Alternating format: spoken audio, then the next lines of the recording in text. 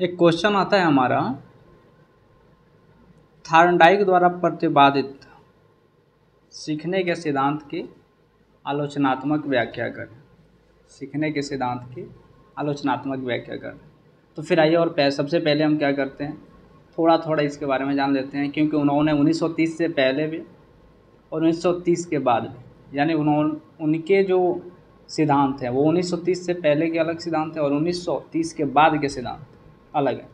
और वो ऐसे वैज्ञानिक थे जिन्होंने अपने ही सिद्धांत का खंडन भी किया था। तो ये दो भागों में है, इसलिए थोड़ा सा महत्वपूर्ण भी हो जाता है।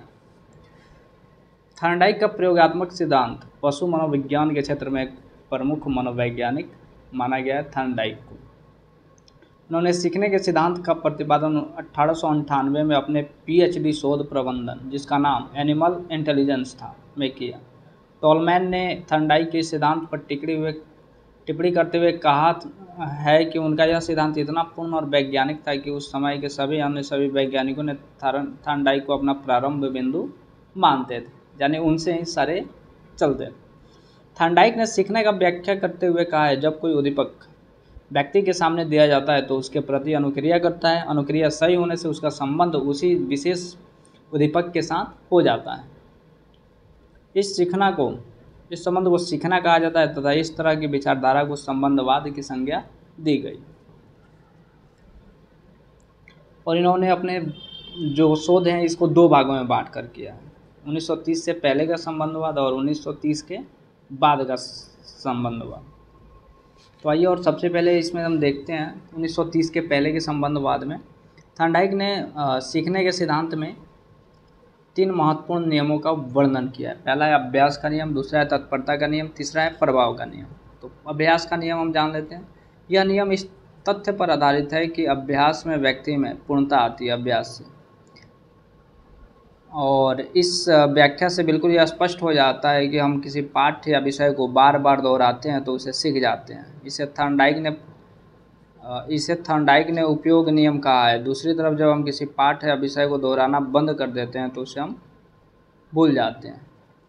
इसे इन्होंने अनुपयोग नियम की संज्ञा दी है। उसके बाद दूसरा है हमारा तत्परता का नियम। इस नियम को थॉर्नडाइक ने एक गौण नियम माना है, यानी मूल नियम माना है, और कहा है कि इस नियत नियम द्वारा हमें यह पता चलता है कि सीखने वाले व्यक्ति किन किन परिस्थितियों में संतुष्ट होते हैं तथा किन किन में उनमें खींच उत्पन्न होता है। तीसरा है प्रभाव का नियम। थॉर्नडाइक के सिद्धांत का यह सबसे महत्वपूर्ण नियम। इसकी महत्ता को ध्यान में रखते हुए कुछ मनोवैज्ञानिकों ने इसके सिद्धांत को प्रभाव नियम सिद्धांत भी कहा है। इस नियम के अनुसार व्यक्ति किसी अनुक्रिया या कार्य को उसके प्रभाव के आधार पर सीखता है। किसी कार्य या अनुक्रिया का प्रभाव व्यक्ति में या तो संतोषजनक होता है या फिर खींच उत्पन्न करने वाला होता है। प्रभाव संतोषजनक होने पर व्यक्ति उस अनुक्रिया को सीख लेता है, और जब वह संतोष यानी खींच वाला उत्पन्न होने पर व्यक्ति उस अनुक्रिया को दोहराना नहीं चाहता है। इसके बाद हमारा 1930 के बाद का इनका जो संबंधवाद था, इन्होंने ही अपने नियम का खंडन किया था, अभ्यास नियम का खंडन। दूसरा है प्रभाव नियम का संक्षेपण और तीसरा है प्रभाव प्रसार। भाई, और सबसे पहले हम अभ्यास नियम का खंडन देख लेते हैं। उसके बाद जब इन तीनों को देखने के बाद हम आलोचनात्मक व्याख्या भी कर लेंगे। थॉर्नडाइक के सामने सबसे अनेक प्रयोगों या परिणाम उपलब्ध थे, जिनमें यह स्पष्ट रूप से दिखला दिया गया था कि मात्र अभ्यास से सीखने की प्रक्रिया नहीं होती है। अभ्यास से सीखने की प्रक्रिया नहीं। कुछ मनोवैज्ञानिकों ने रेखा खींचने का प्रयोग करके दिखला दिया था। जब प्रायोज्य को प्रत्येक प्रयास में की गई अनुक्रिया या की प्रसिद्धता के बारे में परिणाम ज्ञान दिया जाता है, जब तक इस परिणाम ज्ञान उसे नहीं दिया जाता है तो उन दोनों अवस्थाओं में अभ्यासन की मात्रा समान होने के बावजूद भी सीखने की प्रक्रिया परिणाम ज्ञान की अवस्था में तेज होती है। दूसरा है प्रभाव नियम का संक्षेपण। 1930 के बाद में संबंधवाद में प्रभाव नियम आधा ही सत्य रहा। थॉर्नडाइक के सामने कुछ नियमों के प्रयोग के कुछ ऐसे तथ्य सामने थे जिनमें उन्होंने यह स्पष्ट था कि पुरस्कार या दंड का प्रभाव बराबर या एक दूसरे के प्रतिकूल नहीं होता है। फलस्वरूप थॉर्नडाइक ने अपने नियम में संशोधन करते हुए यह कहा कि पुरस्कार का प्रभाव सीखे जाने वाली अनुक्रिया पर दंड के प्रभाव की अपेक्षा काफ़ी अधिक होता है। तीसरा है प्रभाव प्रसार। प्रभाव प्रसार की घटना थॉर्नडाइक ने प्रभाव नियम के समर्थन में 1933 में प्रतिपादित किया। जैसा कि नाम से ही स्पष्ट है कि इस घटना में पुरस्कार का प्रभाव या प्रसार पुरस्कार अनुक्रिया तक ही नहीं रहता है, बल्कि अलग अलग दंडित अनुक्रियाओं पर भी इसका असर पड़ता है, जिसका असर यह होता है कि पुरस्कृत अनुक्रिया तो मजबूत हो ही जाती है, साथ साथ अगल बगल की दंडित अनुक्रिया भी मजबूत हो जाती है। इस समर्थन में थॉर्नडाइक ने एक प्रयोग किया जिसमें प्रयोज्य को एक उद्दीपक का शब्द सुनकर 1 से 10 तक की संख्या को बोलकर अनुक्रिया करना था। पूर्व नियोजित क्रम के अनुसार थॉर्नडाइक कुछ अनुक्रिया को सही कहकर मौखिक का पुरस्कार देते थे तथा कुछ अनुक्रिया को गलत कहकर मौखिक दंड देते थे। परिणाम में देखा गया पुरस्कार का प्रभाव सिर्फ पुरस्कृत अनुक्रिया पर ही नहीं पड़ा, बल्कि अलग अलग दंडित अनुक्रिया पर भी पड़ा था। उसके बाद अब आइए और आलोचनात्मक हम व्याख्या देख लेते हैं।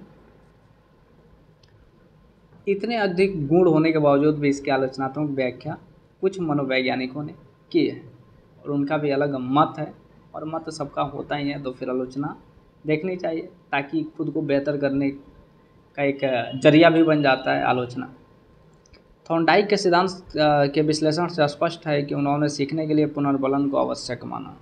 यदि बिल्ली का दरवाज़ा खोलने के बाद भोजन नहीं मिलना तो बिजली का सिटकिनी लगाकर दरवाज़ा खोलना नहीं सीखती। टॉलमैन के हॉन्जिक तथा बोजोल्ट ने चूहों पर प्रयोग कर दिखला दिया कि चूहों द्वारा बुलबुलियाँ सीखना, जिन्हें प्रथम दिनों तक भोजन नहीं दिया गया था, ठीक उसी प्रकार संपन्न हुआ जिन्हें प्रत्येक दिन भूलभुलैया सीखने के लिए भोजन दिया जाता था। हाँ, अंतर बस इतना था कि जब तक भोजन नहीं दिया जाता था तब तक सीखी गई अनुक्रिया भीतर दबी हुई थी। जैसे ही भोजन दिया जाता था, सीखने की प्रक्रिया स्पष्ट निष्पादन के रूप में अभिव्यक्त होने लग गई। दूसरा है, थॉर्नडाइक के सिद्धांत पर गौर करने से अभी स्पष्ट हो जाता है कि इस सिद्धांत के अनुसार सीखने की प्रक्रिया सूझ का कोई महत्व नहीं होता है। प्राणी प्रयत्न या बोल की प्रक्रिया का मात्र अभ्यास से ही किसी अनुक्रिया को करना सीख लेता है। लेकिन इन आलोचनाओं के बाद भी थॉर्नडाइक की जो सिद्धांत हैं थॉर्नडाइक के, वो आज भी क्योंकि ये 2024-25 चल रहा है, तो आज भी इसकी जो उपयोगिता है और महत्वता है वो आज भी बनी हुई है।